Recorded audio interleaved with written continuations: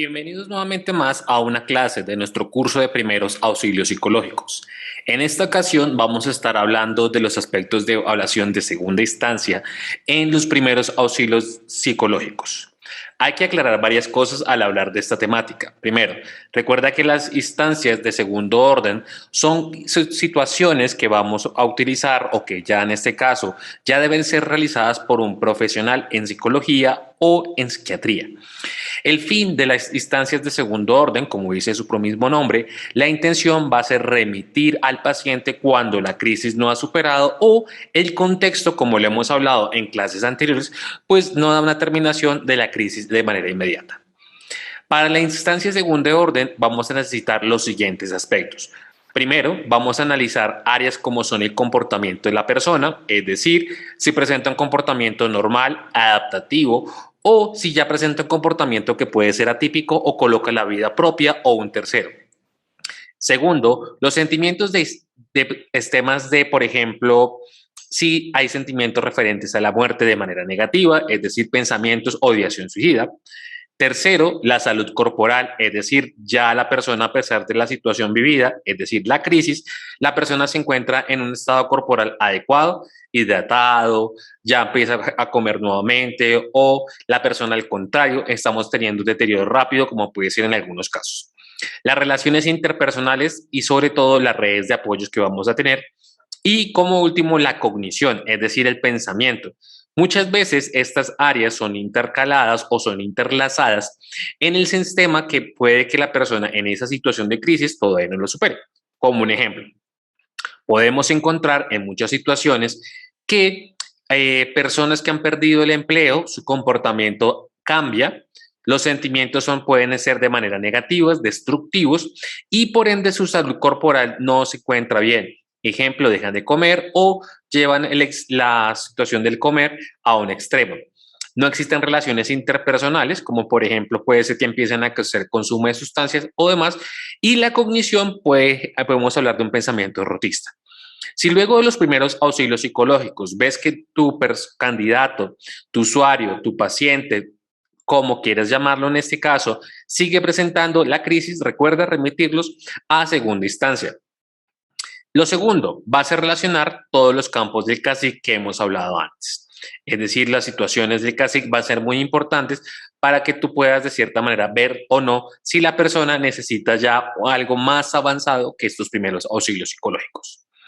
Vamos a tener en cuenta, por ejemplo, la activación del patrón físico, por ejemplo, una situación de pérdida por un duelo o, por ejemplo, en la pérdida de un miembro por un accidente. Muchas veces vamos a iniciar estos ejercicios físicos con los procesos de fisioterapia en esa situación. Tercero, vamos a evaluar las situaciones ambientales. Por ejemplo, si estamos en una situación de un derrumbe o un desastre natural, tenemos que tener en cuenta dónde va a quedar instalada la persona, si van a haber entes de manera municipal o nacional que nos puedan dar un mejor apoyo para todo este proceso. Lo cuarto va a ser un seguimiento y es muy importante, sobre todo si trabajas en la etapa como profesional en la parte de la salud, llevar un seguimiento de esa persona. Muchas veces esto va a ser importante que el post de una crisis necesita llevar su seguimiento. Quinto, va a ser la evaluación del CASIC y crear metas relacionadas con el funcionamiento del entorno. Un ejemplo, la primera meta que teníamos establecidos luego de esta crisis es que la persona volviera a hacer conductas de autocuidado. Peinarse, cepillarse, cuidar a sus hijos o demás va a ser la primera meta.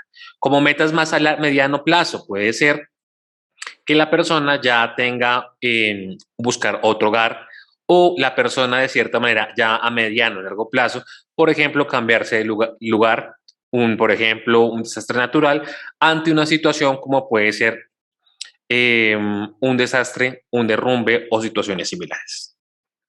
Bien, para ello, una estrategia que también podrás utilizar es el cuestionario de valoración de la crisis y a continuación te va a presentar algo muy importante y son los eventos precipitantes ante una crisis. No olvides que ya vamos a tener en cuenta, aplicamos los primeros auxilios psicológicos, pero muchas veces pues el primer auxilio psicológico nos queda un poco corto frente al impacto emocional que causa dicha situación.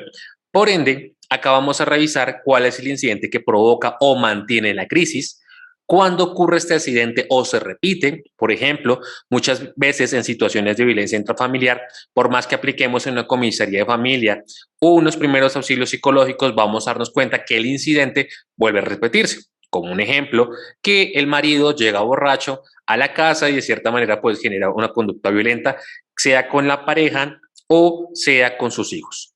Bien, ¿quién resulta implicado junto a la víctima? Como hemos hablado en el caso anterior de la agresión intrafamiliar, hijos, terceros, abuelos, cuidadores o demás. A continuación, te voy a hablar de algunas preguntas que se recomiendan que las manejes ya de profesional.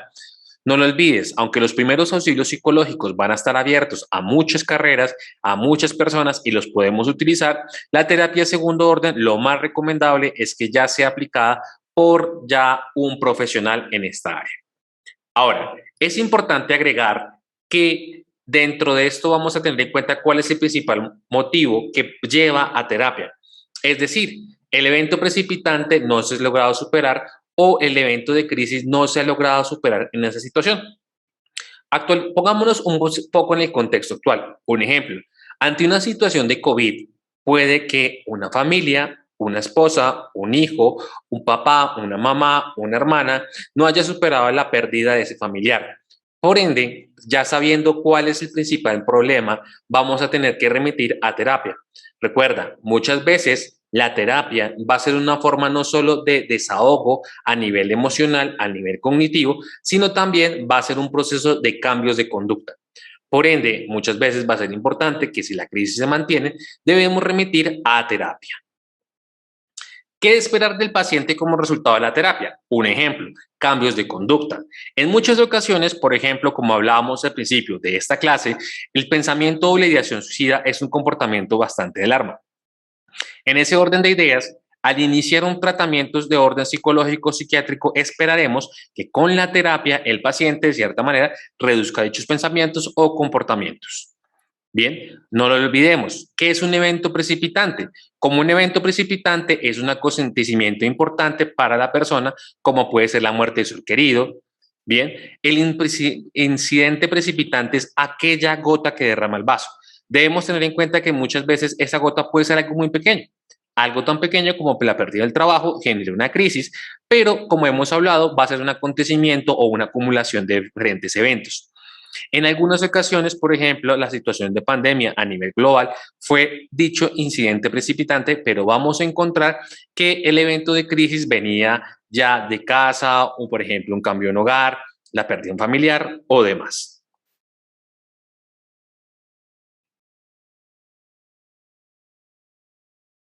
Bien, ¿qué vamos a tener en cuenta frente a estas preguntas de guía para el proceso de entrevista? Dentro de la entrevista vamos a tener en cuenta, por ejemplo, conocer un poco más ese contexto, la descripción de la familia y su implicación en la crisis. Es decir, ¿se vio afectada o no se vio afectada? ¿Tenemos familiares de apoyo o no en todo este proceso? Vamos a tener en cuenta, por ejemplo, cómo afectó a la comunidad, si percibe la crisis, por ejemplo, en algunas ocasiones puede que con un desastre natural, no solo él, sino toda su familia, sus vecinos se vieron afectados. Dentro de la parte profesional vamos a preguntar o vamos a indagar sobre experiencias que pueden hacer felices al paciente. Recordemos, ya estamos hablando de una persona que presenta crisis. En ese orden de ideas, ya debemos profundizar como profesionales en la crisis. Pero no debemos solo centrarnos en esa parte de crisis, también empezar a abordar cuáles son los factores de protección. Un ejemplo, en algunas ocasiones se puede llegar a realizar intervención asistida con animales con los niños. Muchas veces el gusto por los animales en los niños va a ser una herramienta que se puede llegar a utilizar para empezar a cambiar ese estado emocional frente a la crisis. El evaluar las relaciones dinámicas con sus padres, parientes, cónyuges, amigos y vecinos va a ser vital clave, ya que en ellos vamos a encontrar factores de protección. Recordemos que la terapia va a ser una gran herramienta para cambios emocionales, conductuales, cognitivos y otros tipos de cambios. Pero la idea es que el paciente o el usuario no dependa constantemente de la terapia. Esto obviamente puede variar de cada situación de crisis que está generando a cada persona.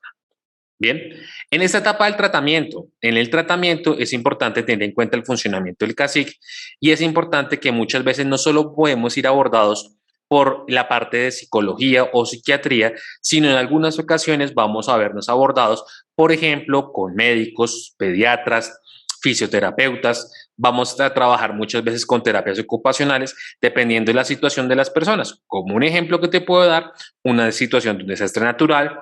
Otro ejemplo puede ser la pérdida de un miembro. Entonces, por ejemplo, muchas veces en soldados, en situaciones de guerra, campesinos en partes rurales donde por una mina antipersonal han perdido X o Y parte del cuerpo.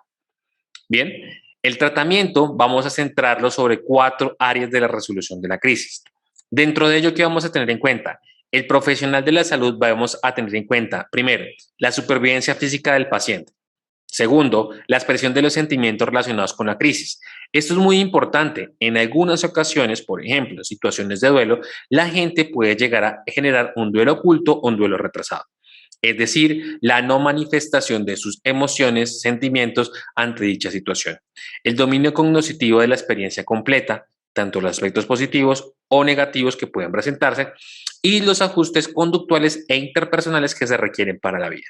Como hemos hablado antes, ante un desastre natural o ante la pérdida, por ejemplo, el apoyo de una pareja, una esposa, el apoyo de su familia, de sus hijos o demás en todo este proceso. Recuerda, en la supervivencia física vamos a tratar de velar antes de las condiciones ambientales. Por ejemplo, la activación de la ingesta de alimentación muchas veces es muy importante, tanto para excesos como para deficiencias.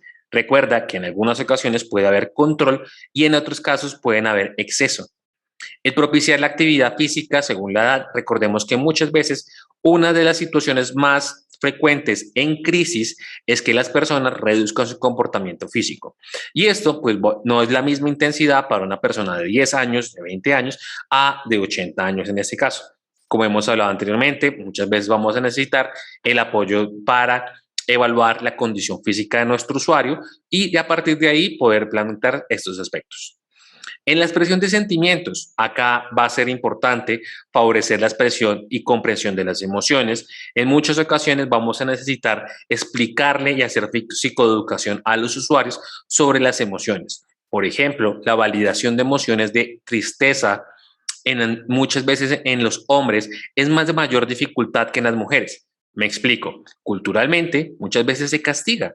Se castiga al hombre por estar triste ante una pérdida de un duelo. Sin embargo, la expresión de las emociones va a ser uno de los ejes transversales en el mismo proceso. La mera verbalización puede ser un primer paso. El sentirse triste, alegre, furioso, va de por sí a generar algunos de los procesos que podemos vivir en un proceso de duelo. Recuerda, muchas veces la crisis va a llevarnos a un proceso de duelo. Vivir el duelo, vamos a tenerlo que aclarar con el momento que hemos perdido y a partir de eso podemos generar un fenómeno conocido también como la resiliencia. Bien, en esta etapa es importante tener en cuenta escuchar al paciente de manera activa.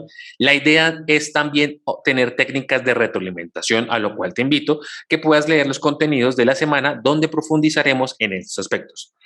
Ayudar y apoyar a los pacientes en la liberación de emociones negativas, obviamente siempre y cuando no afecte a su propia vida o la vida de un tercero. También no hay que olvidar que las emociones pueden verse afectadas por condiciones ambientales. Me explico.